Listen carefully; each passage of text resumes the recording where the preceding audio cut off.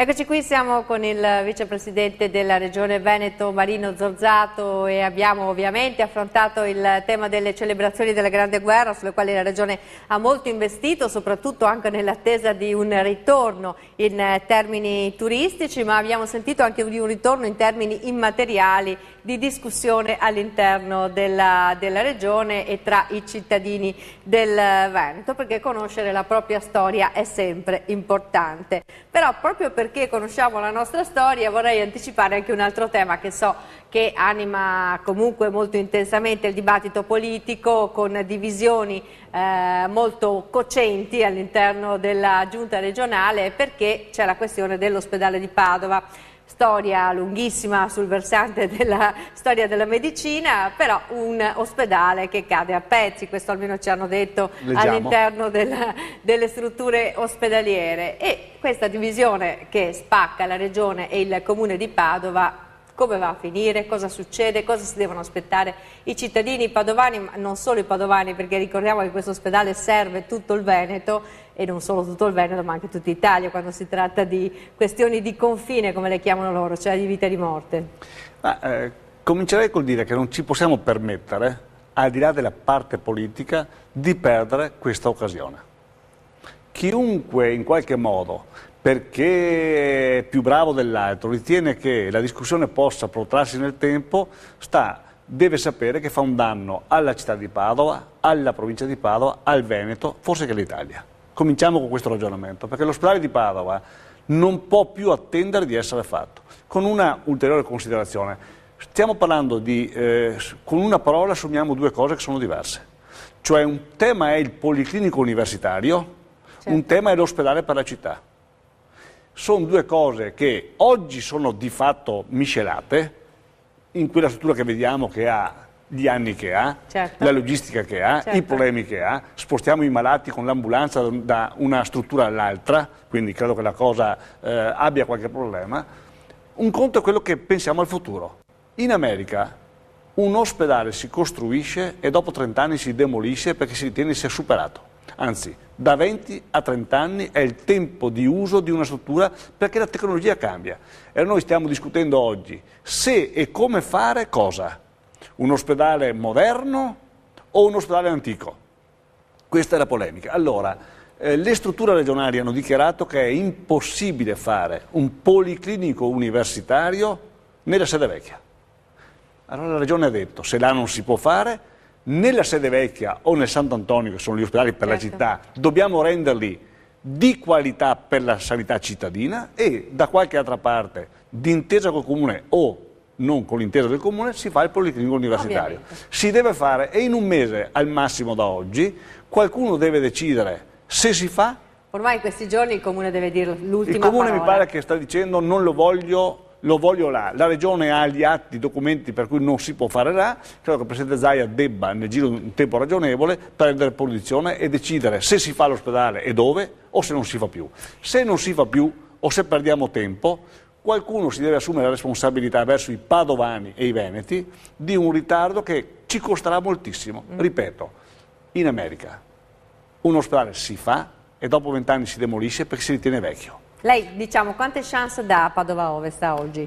Zero. Zero. Cioè, contro il Comune non possiamo farlo. Il Comune ha detto che là non lo vuole, per cui il tema è, se il Comune insiste, credo che il Presidente Zaia dovrà trovare soluzioni diverse da quelle. Che significa un'area nuova o significa accettare l'idea di farlo lì, secondo lei? No, ma è agli atti della Regione, questo va detto ai cittadini padovani, agli atti. I tecnici, coloro che hanno responsabilità, hanno detto che tecnicamente, non politicamente, la politica lasciamola perdere, sono le solite bedi, là non si può fare un policlinico nuovo, perché per farlo là, la differenza è che ci vogliono documenti scritti, non li dice Zorzato, li dicono 16-20 anni per costruirlo, e costa 300 milioni di euro in più. Se pensiamo che oggi i medici si stanno lamentando dei rumori di qualche piccolo intervento di restauro che è in corso in ospedale per renderlo accettabile in sicurezza, ci immaginiamo. Ci sono due cantieri perenni, Santa Giustina e l'ospedale. Ci possiamo immaginare 16 anni di lavori in contemporanea, demolendo, spostando in quella sede. È tecnicamente impossibile.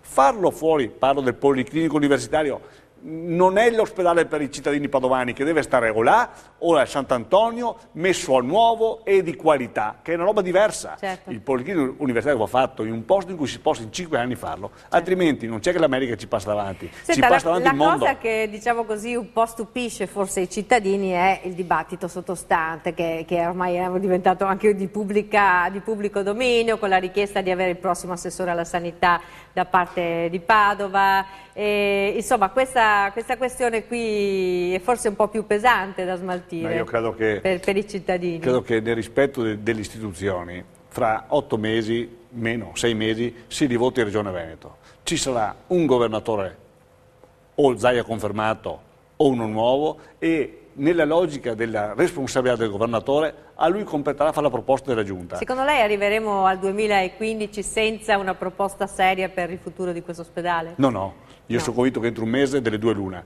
o c'è la proposta seria della Regione che si assume le proprie responsabilità, quindi Limena fuori Padova sostanzialmente. Guardi, o c'è una proposta sì, chiara. Perché se Padova ne vuole quello, voglio dire, bisogna scegliere un altro comune. O la Regione presieduta da Zaia decide dove e come entro un mese o un mese e mezzo, oppure questa polemica tutta interna a un partito farà perdere all'ospedale di Padova il suo futuro, alla città di Padova. Però Bitonci dice che i cittadini di Padova vogliono così. No, ma io potrei volere, che so, andare domani in ferie in giro per il mondo, ma potrei non avere le risorse per farlo. Allora, i cittadini di Padova vogliono l'ospedale di Padova per i padovani che funzioni. Lo vogliono buono, di qualità, lo vogliono come merita un cittadino padovano. E questo la Regione si è impegnata a farlo, certo, che è la sanità per i cittadini di Padova, che hanno lo stesso diritto e di più dei cittadini degli altri territori. Diverso è quello che è ricerca, diciamo, che è innovazione, che è sperimentazione, che è far sì che la nostra università, che è unica al mondo, ricordiamoci che la stessa Venezia, quando occupò Padova, lasciò in capo a Padova l'università. Non vorrei che dopo 800 anni di storia in cui la nostra università è stata il fiore all'occhiello del Veneto, noi dovessimo declinare questo ruolo. Non sono disponibile a questo. Mi sembra una cosa abbastanza saggia, se posso dire la mia opinione. Senta un po', ha parlato lei di elezioni e ormai diciamo così che i ferri sono in acqua. Il centrosinistra sta cominciando a mettere il nome in circolazione di Alessandra Moretti, si parla ovviamente di una ricandidatura di Zaia con una compagine di centrodestra e quindi riunendo anche il centrodestra sostanzialmente intorno a questa nuova candidatura. Lei come la vede? La prossima? Tra l'altro c'è anche stata la presa di posizione della Presidente Zaccariotto della provincia di Venezia che vuole le primarie del centrodestra su un progetto per Venezia, quindi... Allora, le primarie si fanno quando non hai il candidato, quando cerchi il candidato. Io credo che a livello di Regione Veneto, salvo fatti che come sempre in politica possono succedere ma non sono in agenda, noi usciamo da un governo di 5 anni e riteniamo che questo governo abbia fatto il proprio dovere rispetto ai veneti, che ovviamente nel caso ci giudicheranno. Allora, quindi questa coalizione si può ripresentare. A che condizione? Che abbia un programma condiviso, che ci sia rispetto reciproco tra i partecipanti alla coalizione. Allora, se questo c'è, io credo che il nostro progetto deve continuare. Cioè già nei fatti, diciamo così, la ricomposizione del centro. L'unica cosa potrebbe essere il ruolo dell'UDC che si è un po' sfilata. Ma credo che l'UDC possa attraverso di noi rientrare in questa partita. C'è un tema di rispetto. Allora, un conto è le polemiche nazionali legittime. Salvini ce l'ha su con il governo Renzi e con noi per Mare Nostrum, ma ci mancherebbe altro. È l'idea. Molta pancia del popolo lo segue su questo, perché siamo stanchi di vedere gli extracomunitari pagati da noi che vengono qua, ci mancherebbe altro. Ma un conto è una polemica nazionale politica se resta nei temi nazionali. Se questa polemica dovesse arrivare in una dinamica regionale veneta, quasi a dire ma qualcuno di voi, perché allora se questo è, ognuno di noi ha la propria dignità e la propria linea politica da in qualche modo difendere. Per il Veneto siamo coesi, compatti e abbiamo una linea chiara. Se vale il concetto, e l'altra volta il nostro slogan elettorale fu prima il Veneto, autonomia del Veneto, qualcuno chiede l'indipendenza del Veneto, e se la politica lombarda dovesse incidere sulla politica veneta, qualcuno se ne assume la responsabilità, non è un problema che mi riguarda.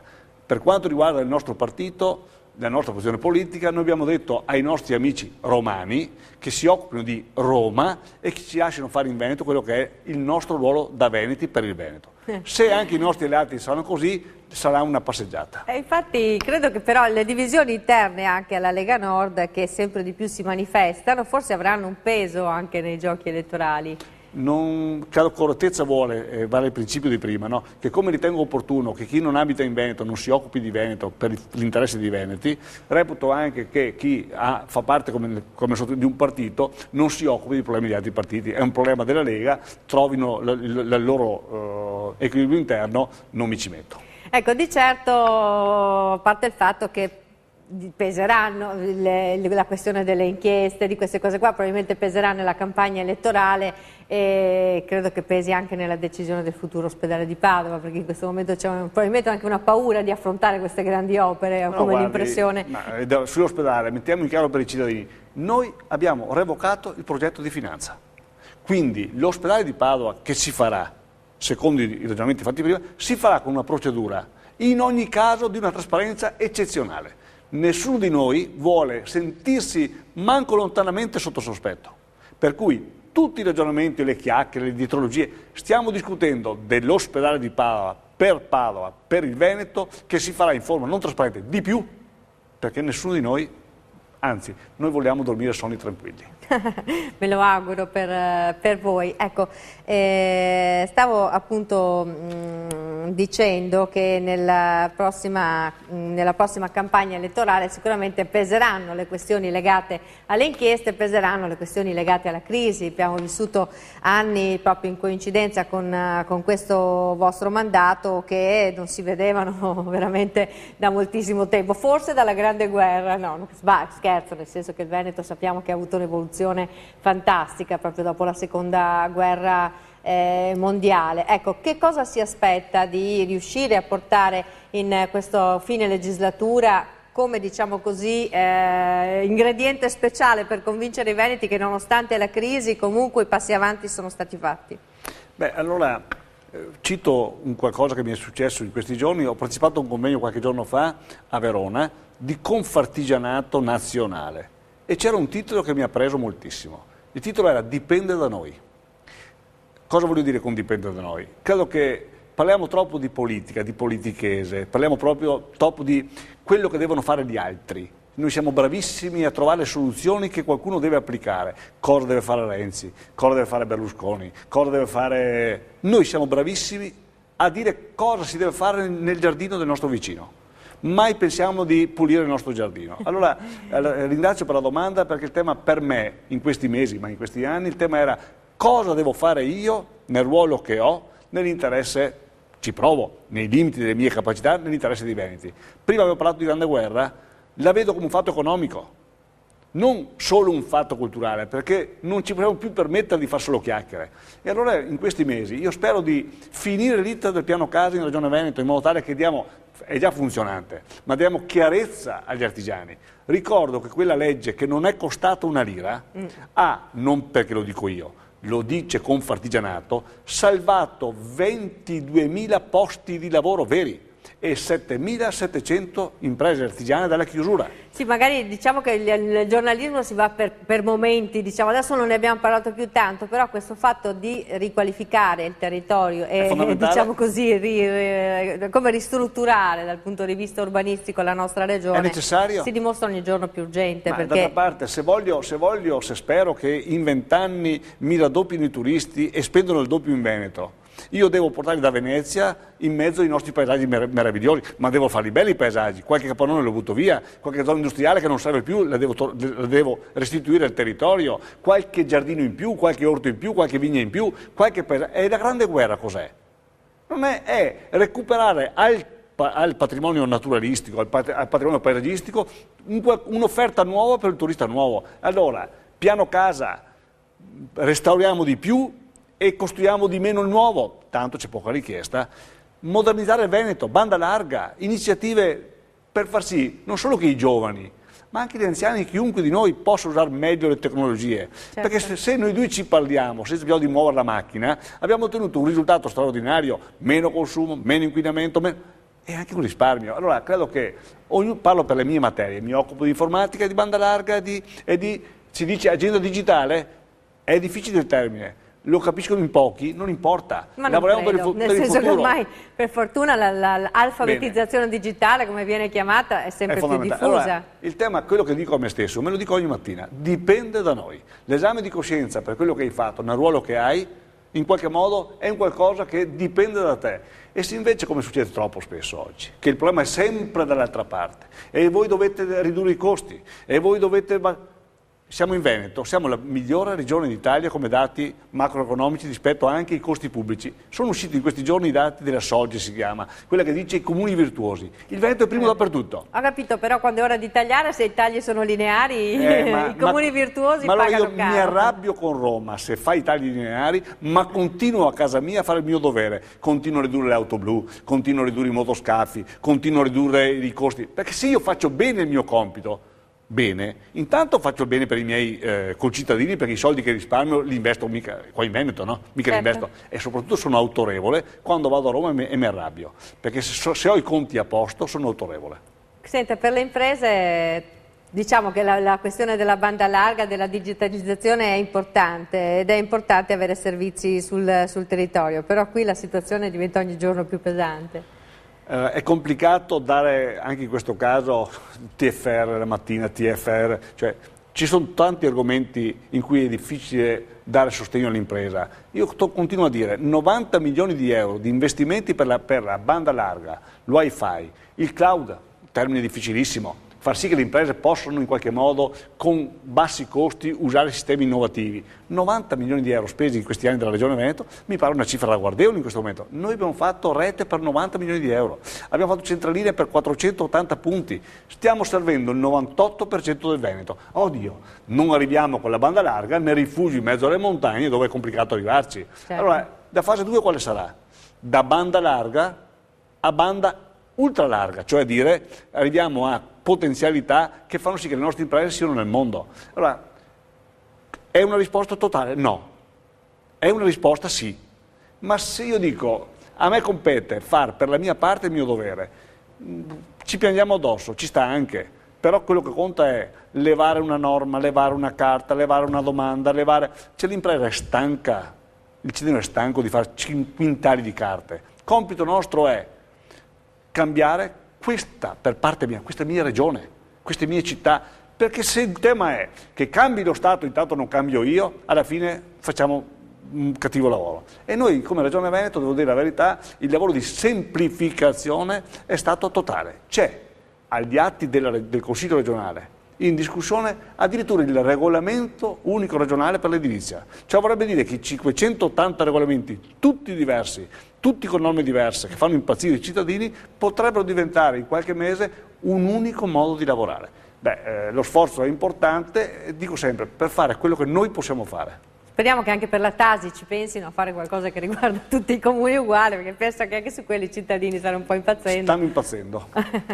Io purtroppo ho finito il tempo a disposizione, però credo che ci vedremo ancora prima del 2015. Volentieri. E quindi la saluto e le do appuntamento alla prossima volta che ci incontreremo qui o durante la cronaca quotidiana. Grazie ancora a lei e buone celebrazioni della Grande Guerra. Grazie. Grazie e arrivederci a tutti voi.